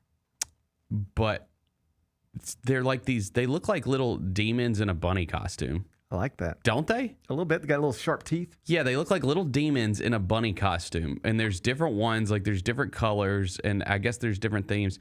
And they're like this generation's Beanie Babies, I think. Cabbage Patch Kids, they are often compared to. Okay, that's a good comp. Were you too young for Cabbage Patch Kids? I mean, I was around when people loved Cabbage Patch. I'm too young, yes, because they were popular in like the 70s and early 80s. Bennett, yeah. Relax. 80s, relax. Okay, well, I was a child of. I was born in '86, but still, yes, it was a little. I'm a little young. I had a Cabbage Patch Kid. Still have it. Did you? I have a Mets Cabbage Patch Kid. That's pretty cool. I have like a Mets Cabbage Patch Kid that's probably like 40 years old. Yeah. So for me, it was Beanie Babies. Okay. That's my generation's Labubu, I think. And now, so this is what happened the other day. Lou and I've been racking my head trying to figure it. We were in a store somewhere. I don't know. Lou and I were just bouncing around. Sometimes we just get out and bounce around. Yeah. And we were bouncing around, and he said, "Dad, this is what I was." No, so we're in the store, and he shows me something, and it's like Labubus. Mm-hmm. And he said, "Dad, you seen these?" And I said, "I don't know what's going on." Mm-hmm. And he said, "These are Labubus. This is like the rarest thing in the world." Mm-hmm. He overstated it a little bit. Yeah. He's like, this is the rarest thing in the world. And I was like, that's interesting. Mm-hmm. That the rarest thing in the world would randomly be in DeSoto County, Mississippi. That's interesting. Mm-hmm. Wonder how the rarest thing in the world got to DeSoto County, Mississippi. But whatever, I wasn't trying to press him on it. Yeah, I got you. And then we sort of left it there. We just sort of left it there, and we moved on with our day. And then often on the way to school in the mornings, we listen to, there's a couple of different podcasts we listen to, like that are like bullet point news podcast. So like 10-minute podcasts that run you through the news of the day. And often, I don't even know if it's what I should be listening to when I take my kids to school in the morning because it seems heavy sometimes. Like, should we just be listening to Chapel Roan or something and dancing and singing as opposed to, and Donald Trump is scheduled to meet with Vladimir Putin in Alaska on whatever, that's how we start our mornings. So and they have like serious, like, and there was overnight bombing in Gaza and the children are starving to death, there's a man who's an American citizen in California, and now he's in a detention center in San Juan, or whatever. It's all that stuff. And then they'll have like, and have you heard about Labubu's? It'll be a lighthearted little story in there to, break it up a little bit. So they start talking about Labubu's earlier this week on one of these little podcasts. And so Lou's like, Dad, that's what I was telling you. That's what I was showing you. I said, okay, and then I hit rewind. And I was like, okay, let me figure out what's going on here. And best I could tell, you're exactly right. Little bitty doll, whether it's cute or whatever, there's something about it that people like. Mm-hmm. And they've been around forever, by the way. Yeah, right. But then like Rihanna got photographed with Some one. celebrities started having them. Yep. Yeah, a few celebrities started getting photographed with one. And like this happens all the time in that celebrity culture. Yeah. Like Kylie Jenner can wear a shirt and people be like, and within seconds somebody can find it online and then it sells out online immediately. And Kylie Jenner's got this shirt from, it could be anything, but like it wouldn't be this, but like, oh, I found the Kylie Jenner shirt. It's at Old Navy. Next thing you know, you go to Old Navy, it's sold out. Right. You can't get it anywhere. So, best I can tell, that's what happened with these Labubus. Like some celebrities, among them Rihanna, walking around with Labubus, and then people are like, I want a Labubu. And now it's like a thing. So, like a box of Labubus is like, these are real, like people are paying hundreds of dollars for these little things. I know. Thousands of dollars in some cases for these little things. Have you purchased one yet? So we've been on the lookout for them. Mm-hmm. I do believe that the Labubu plug is going to come through today. You have a Labubu plug? I do. I don't want to drop the info right now because I want it in hand first. I understand that. When we were in Colorado, over the weekend, we went to this little town, Manitou Springs, and they have like all kinds of like little vintage stores and stuff like the knick-knack stores, things like that. And they had like I hope Noah doesn't listen to this. They had like the fake ones, but they look like you could not tell the difference. They look exactly this. Anyways, we bought fake Labubus. And he put one on his backpack and wore it to school yesterday. Got beat up. No, he's the coolest kid in school. How about that? Yeah. Everybody was like, oh my God, he's got a Labubu. Oh my God, he's got a Labubu. But they didn't say I was so proud. You were proud of him? Yeah. I mean, my wife got them. I can't take the credit. My wife bought them. But what if he gets outed as like a fake Labubu haver? I don't think they can tell. I don't think the kids can tell. Little dumbass kids. But to prep for a letdown, I believe I don't until it's in hand.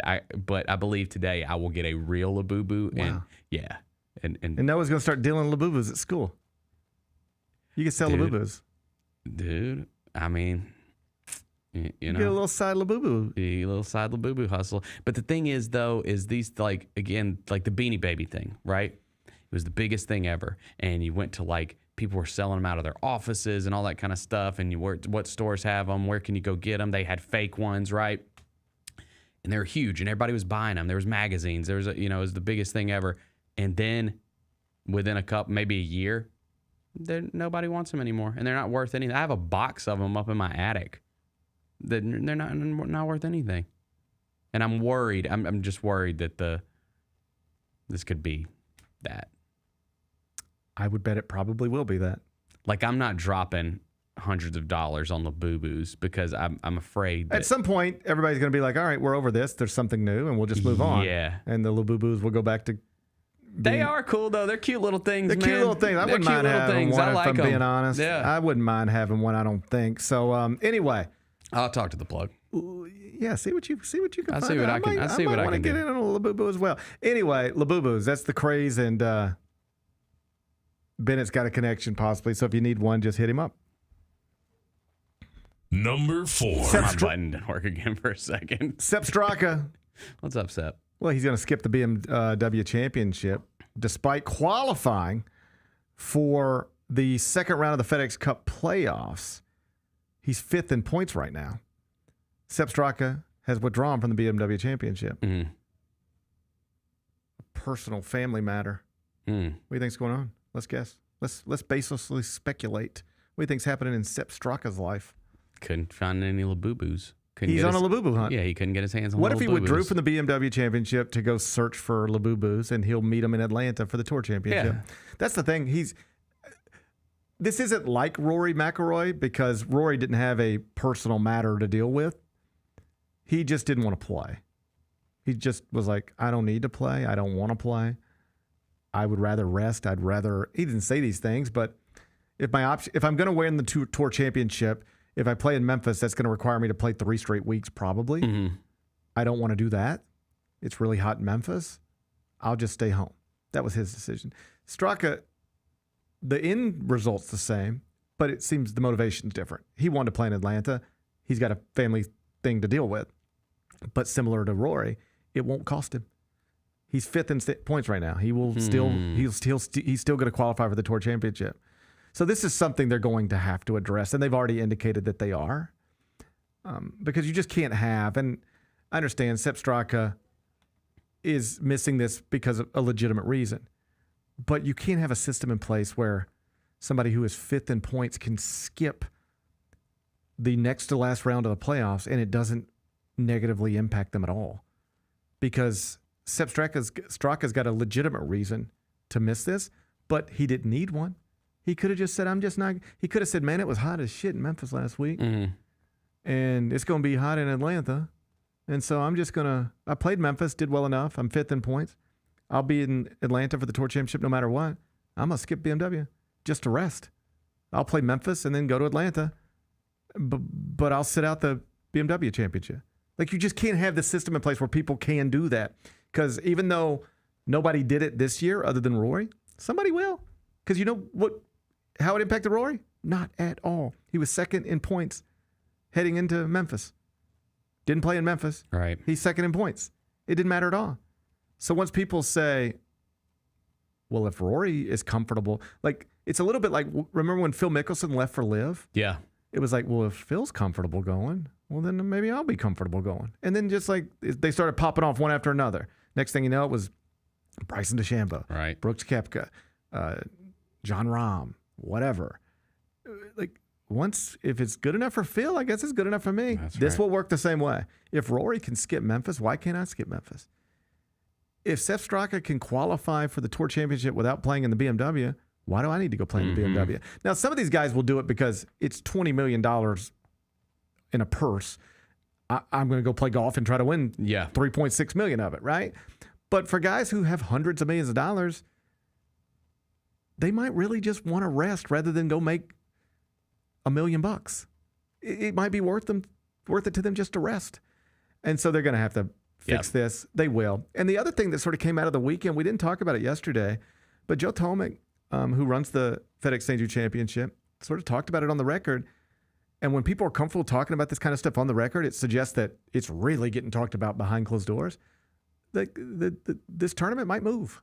Not from TPC Southwind, but just the date, the place in the calendar. Mm-hmm. There was some thought that, obviously with FedEx is always going to protect this tournament. But is it best suited to really be playing golf in Memphis in early August? You know, if you watch the PGA Tour, like how it starts its calendar, like early, like in January and February, they're like in Hawaii, in Mexico, in California. Mm-hmm. Because you don't want to be playing golf in cold in Memphis in January. But if you know you don't want to be playing golf in Memphis in January, why don't you also know you don't want to be playing golf in Memphis in August? Because as somebody who plays golf 12 months a year, you don't know the truth? I would almost rather play in January than August. I would rather be cold than suffocating. Not too cold. You reach a point where it's too cold. Yeah. But I'm telling you the truth. Play at 45 degrees or at 95 degrees? I'd rather play at 45 than 95. I'm just telling you, as somebody who's out there, I can layer up, man. I can put on. I get that. I can put on layers, put on hoodie, put on a toboggan. I can layer up, but there ain't nothing you can do when it feels like 110 degrees outside. That's true. So what Joe suggested, at least, is that there's at least conversations about taking FedEx St. Jude Championship, pulling it out of the playoff, and moving it to maybe May, making it a signature event so it still gets the elevated purse and limited field. And in theory, the biggest names should all still be here, perhaps even more so than they are for this. Yeah. And it'll be at a more comfortable point in the calendar, temperature-wise, which I think I'd be for that. I would not. Just as a a Memphian who wants to see like good things because the thing is dude, you're competing with so much if you move it to then. Like in May, what NBA music festivals, NBA. I mean, everything happens I feel like every festival in this city happens in May. I don't know. I just you own August. Like you own it. You're the biggest show in town. And I know that like you're still gonna get your people no matter what probably, but it is uncomfortably hot out there. That's true. Like they don't even try to lie about it. It's very hot. Now they do an incredible job of making it as comfortable as you can make it. The birdies and bubbles and birdies place there's a lot of tree coverage over there, and you can stand there and sort of I think watch. Is it 16 fairway and the 14th green, and you can stand in between, and they've got the grandstands there and tree coverage and these cooling systems like by the concession stands. Like you could walk over there where Andy and Michael had their stand with the chicken sandwiches and the tots and all that, and they had these cooling systems. Like you could walk up in front of them and.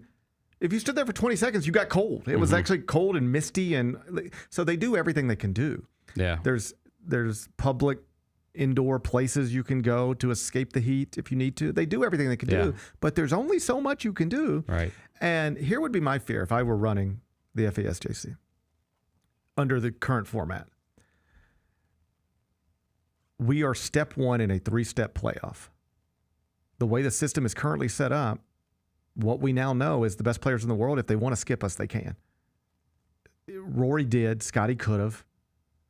Thank God he didn't, but he could have. And once Rory does it, as in many ways the face of the tour, so he's comfortable just skipping FedEx, skipping Memphis, skipping the opening round of the playoffs. Once he's comfortable doing it, and he shows up at the BMW Championship, you know what he says to everybody? Man, I feel great. I know you guys walked 50 miles last week in Memphis in that humidity. Yeah, I was just sitting at home, relaxing with my family. I feel fresh, feel good. You're crazy if you don't think somebody else is going to do it next year. If the format doesn't change, somebody else will do it. And they'll justify it by saying, well, Roy did it and didn't hurt him, so why not me too? Right. You can tinker with the format and try to eliminate that, but still, there are always going to be people who might wonder, like, do I really want to go play in August in Memphis if I don't have to? Particularly if it's the first step in a 3-step process. I can skip Memphis, skip all that heat, and still do the next 2 steps and win the Tour Championship. To get away from that, signature event earlier in the calendar, the heat's less of a factor, the money's still the money, guys will come here for that, and it's not part of the playoff, but how much does it mean to be a part of the playoff? Does it really resonate with anybody? I mean, I guess it does on some level, but not the way you'd like for it to. It sounds bigger than it is. Memphis is a part of the PGA Tour playoffs, but Roy McIlroy skipped it. So how big is it actually? I need to hear more about it. Yeah. But I just don't want it to get buried. I love, I mean, it was all about the sports world was watching Memphis this weekend. I want that to continue. Sure. And that's a reasonable point. Like in early August, you're not competing with football. You're not competing with the NBA. You're not competing with festival season. Yeah, that's a decent counterpoint. All of this stuff would need to be considered. Like if I'm in charge of making the decision, I want all this stuff on the table. I want it all brought to me. Move the event to May. Fine. What weekend? Can't be the same weekend as our barbecue festivals. Can't be the same weekend as our music festivals if we're still doing that. We need, or I don't want to say it can't be, but ideally you wouldn't like it to be. Right. So all this stuff is a part of the conversation, but I just thought there was at least some speculation after the tournament wrapped up that maybe we could get away from August golf in Memphis and move the tour stop to earlier in the calendar. As always, we'll see.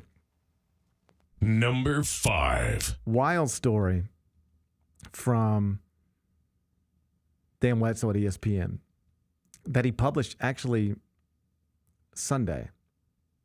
And I had bookmarked it, and I don't know why, but just never really got around to reading it until last night. And I was blown away by this story.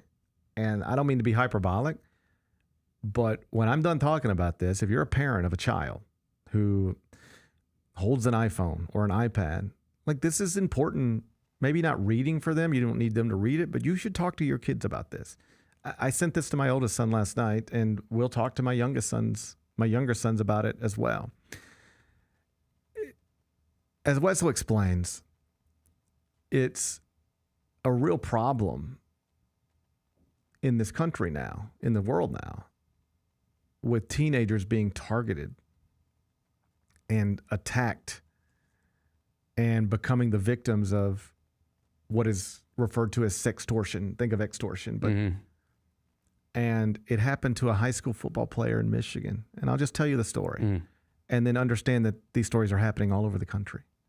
But this one in particular, this is the lead, and it's crazy. So there's a kid in California. His name's Jordan DeMay.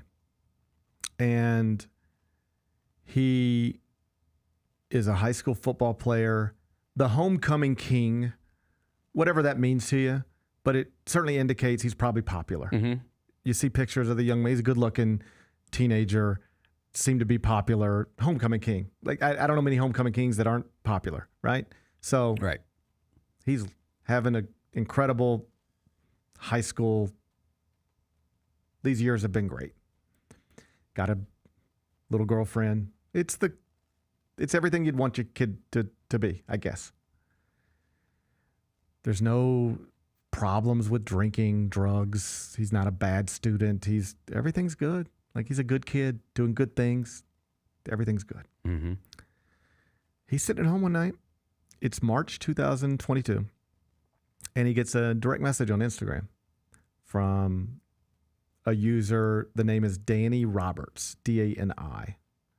And the profile picture is a pretty young woman, teenage girl, whatever, but an attractive person, right? And it's just like, hey, that's all it is. It's like, hey, just a direct message. Hey. So he responds back like, hey, what's up? Who is this? And for the next 2 hours, they're just chatting back and forth. And they get to talking, and it becomes a little flirty, and then it becomes a little sexual in nature, I guess. And at some point, the person on the other end, Dani, is they know what they're doing. They know how to manipulate people, but particularly young people. And it ends up with like, hey, send a pic of this and send a pic of that. And Jordan, the young man, is hesitant. Like, I don't even know you. Like, you might not even be real. And I don't even. And then Dani sends a picture, and then sends another picture, and then sends some nudes, and then it turns them into quickly like, hey, if I sent you that, you got to send me something. You said I could trust you, and I sent you what I sent you, and you can see it's me, and now you got to.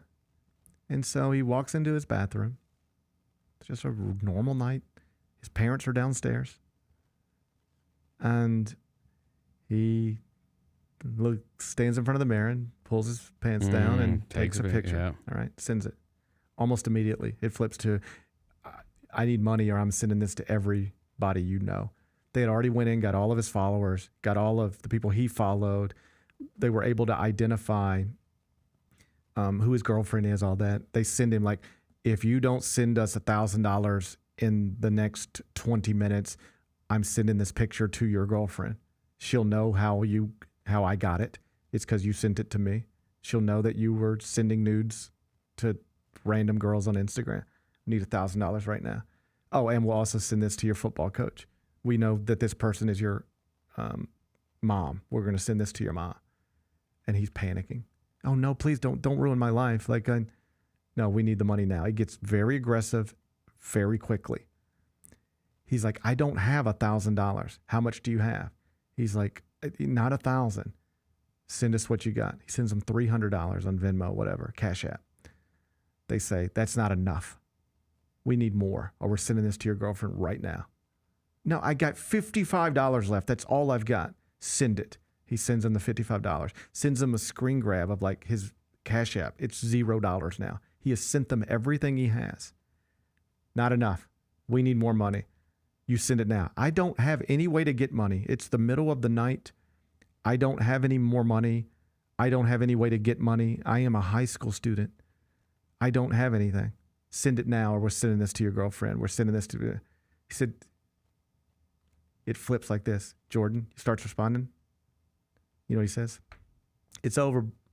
It's over, bro. You won. I'm going to go kill myself. It's over. You won. Send us money now, or we're going to expose you. You can do whatever you want. I'm going to kill myself. It's over. Went downstairs, got a gun out of the dresser, went up to his room, blew his brains out. Jeez. This all happened in a matter of 30 minutes. This young man had no problems in his life that we were aware of. Nothing. Got sucked into this interaction with this person, obviously not a woman, not a young girl. Right. It was two brothers in Nigeria. They had targeted him. And what they do is they look for high school athletes, mostly boys, because they have more to lose. They're chasing scholarships. Mm-hmm. They have big followings on social media. Yeah. You can get access to the people you can learn about them. Mm-hmm. And then you know the buttons to push to manipulate them and get them to send money. Like, it's a lucrative scam. And this kid killed himself. Man. Like, his parents heard the gunshot. I believe his father heard the gunshot. And it's so out of the realm of possibilities of what should be happening in their community or in their home. It was like, well, that couldn't have been a gunshot. He just went back to sleep. Woke up the next morning and his son was sitting up in the bed, still holding the gun. Jeez. And it all just starts with these types of messages that we all, like, I've gotten messages like that. Yeah. I mean, it's because it's one of those things, dude. Like, adult me, you spot that stuff easily, right? Like, if it's too good to be true, it's too, you know what I mean? But if you're a teenager, I can totally see how that kid gets wrapped up in that. I'm telling you, I know adults who have got caught up in this stuff. For sure. Yeah. Like college educated, serious people, real jobs, and get totally caught up in this stuff, like catfished and. Yep. Like, I have friends who have been caught up in this stuff. I've had people, like, I've had the same type of stuff and I just delete.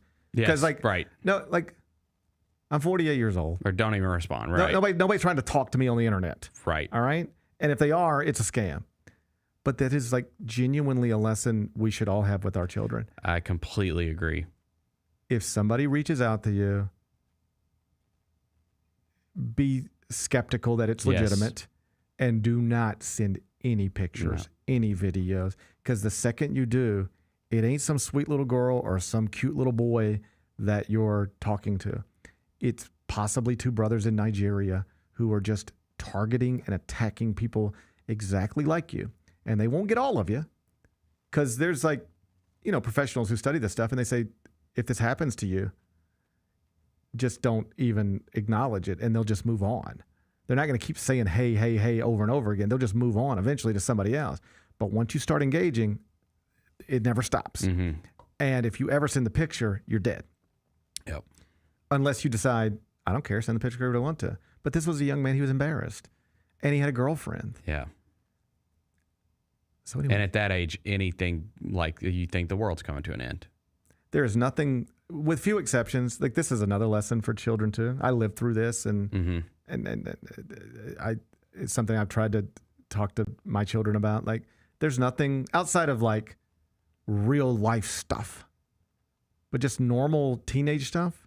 There's nothing that happens to you that's going to have any impact on your rest of your life outside of, like, real life stuff. Yeah, if you get pregnant as a teenager, that's going to impact your life. Right. You have a bad car wreck as a teenager, that might impact your life.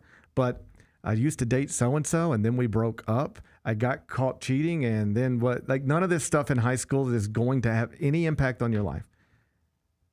None. The people you think were doing great in high school often ain't doing nothing in life.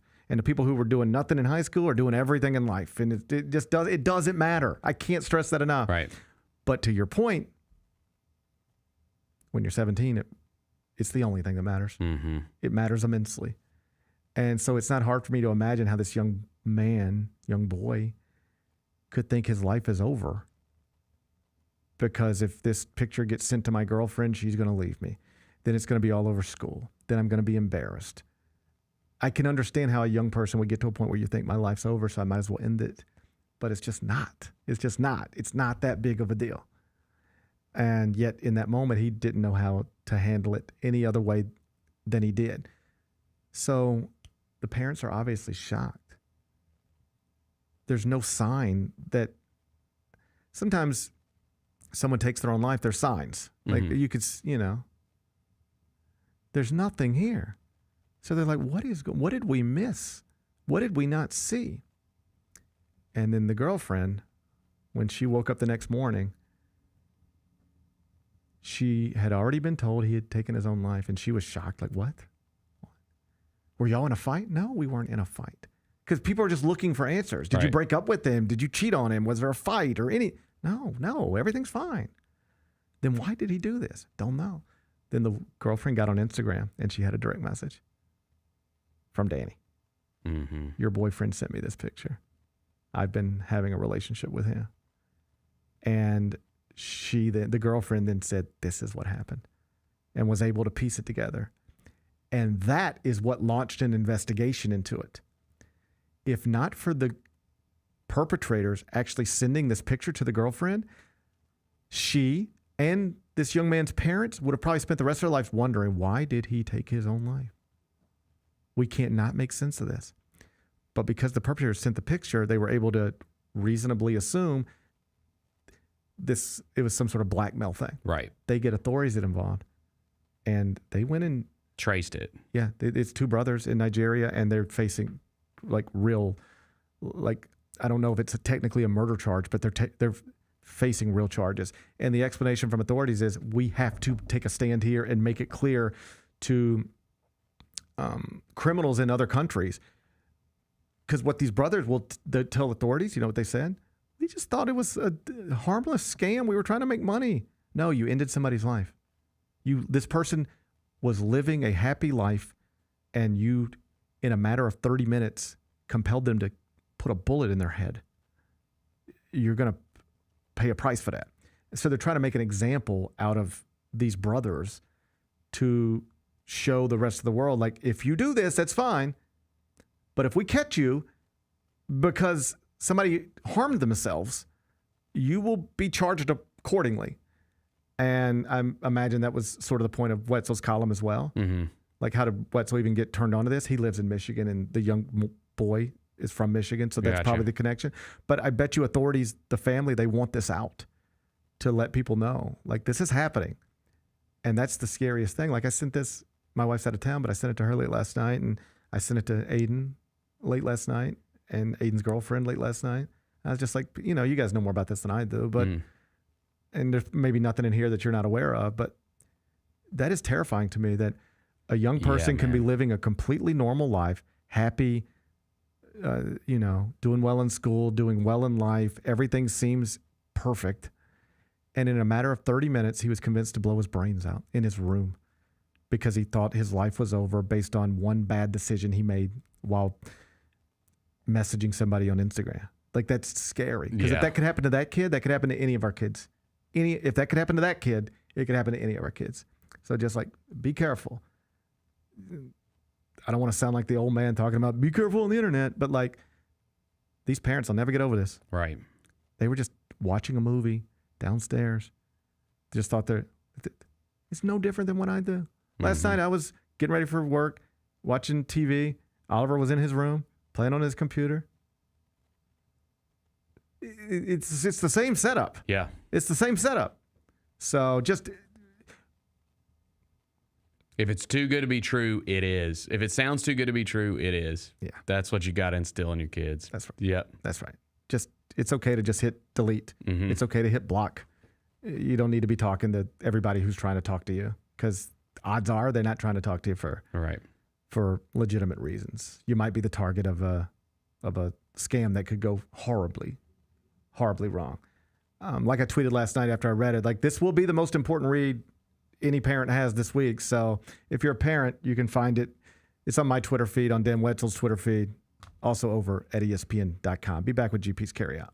What is the biggest Summer League accomplishment so far for this Grizzlies team? Tuomas Isolo filling out his coaching staff. The Ryan Saunders hiring was essential. It was big time. You have a veteran NBA voice there. Hey, Grizzlies fans, be sure to tune in to Grizzbeat, where the panel and I break down all things Grizzlies and take a look at the rest of the NBA as well. The show is live every Wednesday, 2 p.m. on YouTube at Grind City Media and the official Grind City Media app. Kroger shoppers and Grizz fans. Want exclusive last-minute discounted ticket deals texted straight to you? Sign up with the new Kroger Buzzer Beater deal. Fans can sign up by texting Grizz to 636-479 or visit your local Kroger store in the Delta Division and scan the QR code. By signing up, you agree to receive recurring automated promotional and personalized marketing text messages from the Memphis Grizzlies. Consent is not a condition of any purchase. Message frequency varies. Message and data rates may apply. Shinedown. Dance Kid Dance Tour.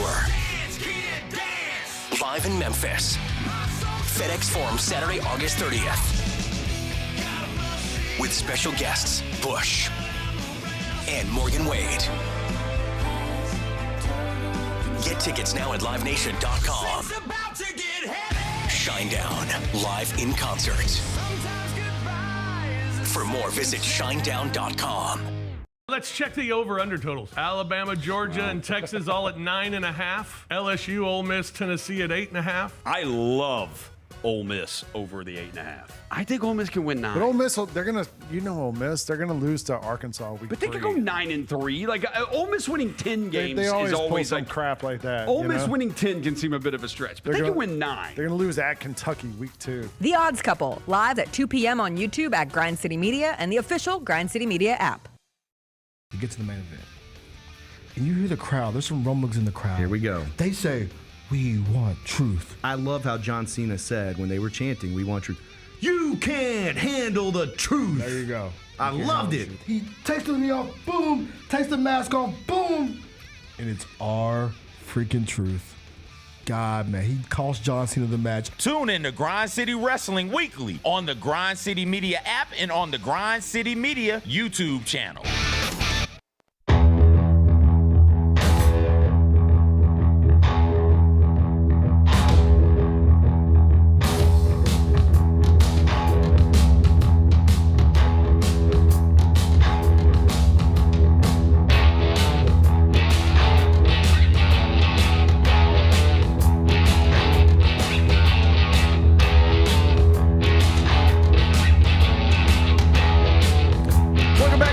Show presented by Ortho South. We're inside the Built Ford Tough studio. Let's wrap this up with GP's Carryout.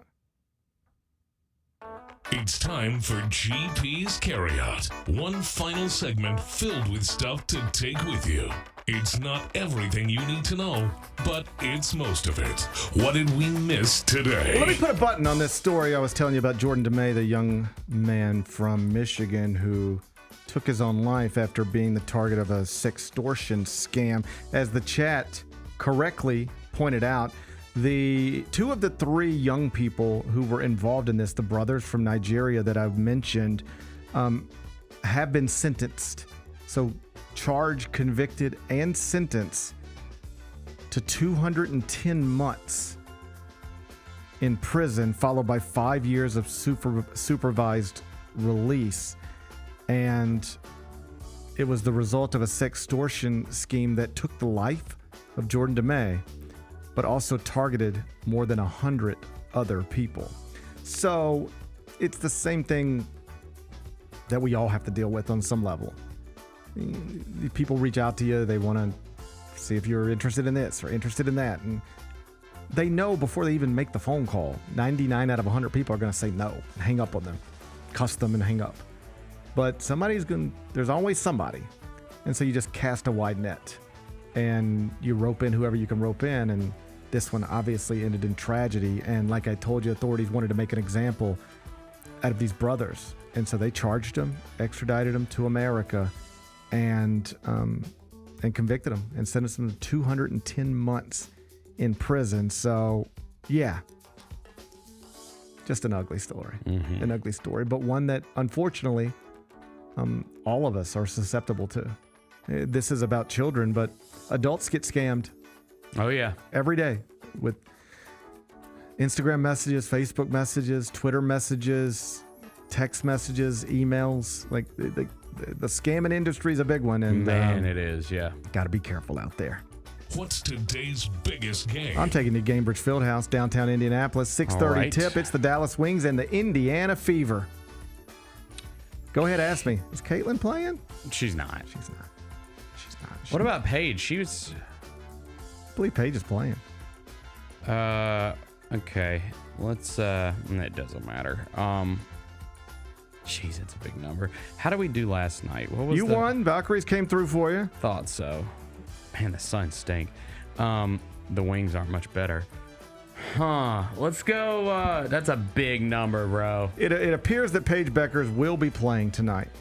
She is the favorite to be your WNBA Rookie of the Year. So in theory, this should be a game between the reigning Rookie of the Year and the next Rookie of the Year. But Caitlin Clark can't play. She has a soft tissue injury that continues to keep her sidelined. This is the Fever's 33rd game of the season. After tonight, she will have missed 20 of them. She played in 13, missed 20 after tonight. Either way, Fever big favorites tonight. 10.5 points. No Caitlin Clark. Still laying 10.5 points. Total's 171.5. Let's see how much you believe in Sophie Cunningham.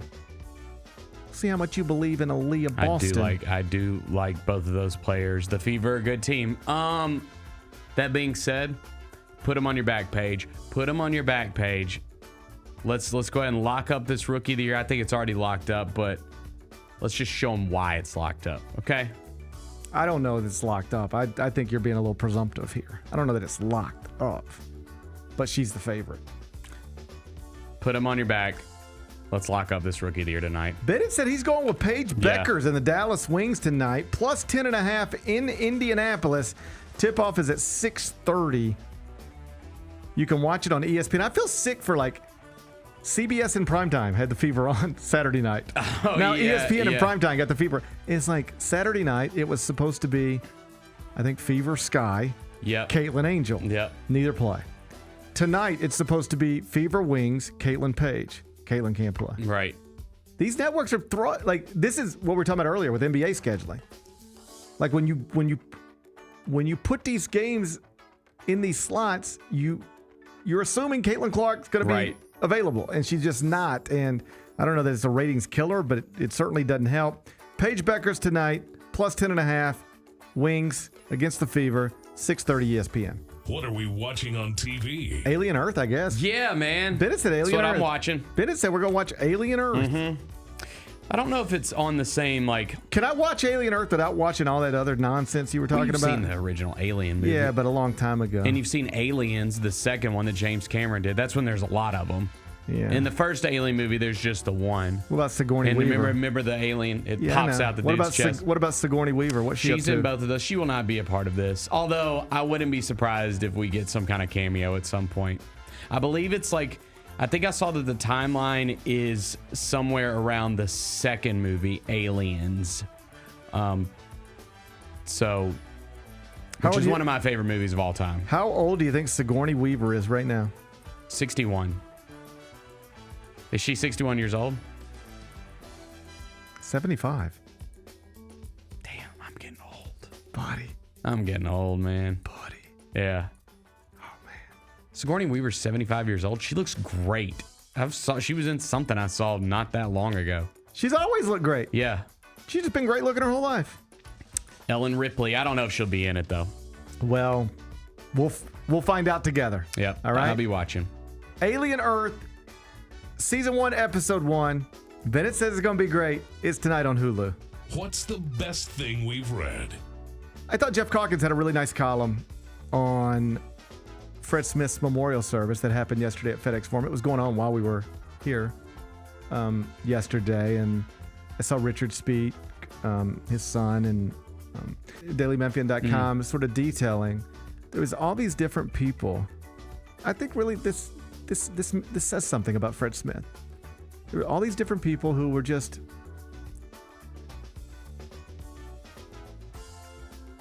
normal FedEx employees, like the people you see driving the trucks or working in the factory, on the belts and whatever you do at FedEx, right? Yep.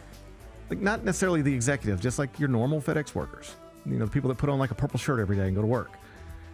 And Jeff would just randomly talk to them, and like they all had a Fred Smith story. They had all met him. They had all been around them. And there was like one woman from Chattanooga was like, spend her life working for FedEx. She was just like, I felt like I needed to be here. Like this man, he changed my life. Mm-hmm. There were multiple people who said they were there yesterday because quite literally, this is the way they put it. Fred Smith gave me a life. Fred Smith allowed me to raise my daughter in my hometown. What an incredible legacy. That is cool. Yeah. I think we've known for a while that Fred Smith changed the city, changed people's lives, but I imagine it must be nice for his family to hear other people be aware of that and respect it and appreciate it. And I hope that's among the reasons Richard was like, FedEx is Memphis. We're not leaving here. My father's not here, but this FedEx will remain in Memphis. This is our home. And like that's stuff Memphians I think need to hear sometimes. Yes. So it was a really beautiful service, and I thought Jeff did a great job of capturing it. If you haven't read his column yet, dailymemphian.com. What's on tap for tomorrow? Well, tomorrow's Wednesday. Oh, it's Chris Vargas, old Big Mouth. Yep, he'll be here. Old Big Mouth is sitting here. We'll chop it up with him. Should be a fun show. Looking forward to it already. Enjoy the rest of your day. I'm going to enjoy mine. And we will meet back here tomorrow at 10. Till then, be careful, be kind, be good. Rep your hood.